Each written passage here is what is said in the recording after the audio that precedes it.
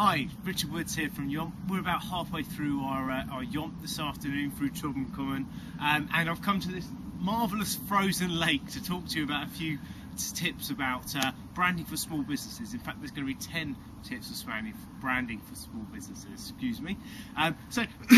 You know, you think that branding is for multinational companies, big companies with lots of media hype around it, but we don't think so at Yomp. So we're going to talk about 10 different ideas about how we can make that happen. So here's idea number one. It's the design of your logo, and this is going to be a little bit out of the box, doesn't really matter. What matters is that you actually have that consistency in terms of what the logo looks like running through everything that you do. Put it everywhere. So you want it on your business cards, your letterheads, on your invoices, on all your corporate identity brochures. You need to really spread that, because that's what you're going to do. So that's my first tip. If you can, stick your logo on it. The second tip is have a professional website. So I'm hoping that I'm preaching to the converted here, because obviously websites are vital for small businesses. You've got to bring all your links in there, you've got all your customers on there, you've got to promote yourself through your website, but it's got to be good and it's got to be effective. You don't want to be a really fantastic photographer with an absolutely useless website, because how are your photographs going to look? They're going to look terrible. So have a great website. That's tip number two. So tip number three is blogs are good. Now, I've talked about this in my first blog today, but blogs really are good. They set the character for your organisation, they give lots of content, lots of ideas, helps, tips, hints, everything for your customers. They're a useful resource for your customer base, and they're excellent for your search engine optimisation. But when we're talking about branding, it's about building character, and that's what blogs will help you for, so do that.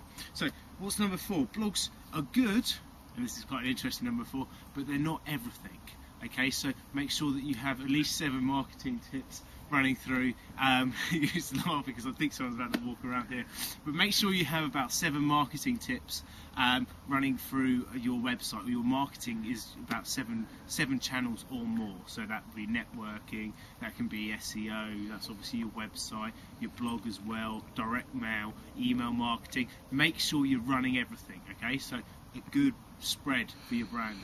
So what's number 5? So produce a 1-page corporate identity brochure, or just a 1-page about your organisation. So that 1 page will say what you do, what your USPs are, why people should buy from you. It is your value proposition. Without that, you may not know exactly what your proper value proposition is, and your customers certainly won't. So make that 1 page happen for you. Okay, number 6 is participate in local business events. So get out there, get networking. If you can, try and be on the committee or try and help with something.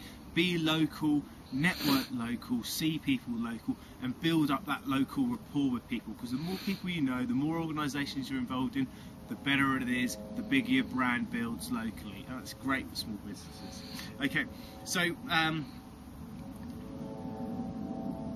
the next one, excuse me for that, is do what you say you're going to do. So if you say that you are the cheapest widget manufacturer, be the cheapest widget manufacturer. If you say you're a luxury travel company, make sure the holidays that you sell are luxury. If you are a chauffeur car, make sure you don't turn up in a battered old taxi. You are a chauffeur car. Reputation is so important for your brand, especially for small businesses. So do exactly what you're saying you're going to do. If you put it on the tin, do what it says. Do what it says on the tin. Do what you're going to say and deliver. It's so easy to wreck your reputation by not doing what you say, delivering crap, and your brand goes down the hill. So that's really, really important. Do what you're going to say you're going to do. Okay, and the 9th one is realise that you're not in control of your brand. Okay, your customers are in control of your brand, not you. You can drive your brand and you can point it in the right direction, but ultimately your customers make up their mind about what they feel about your brand.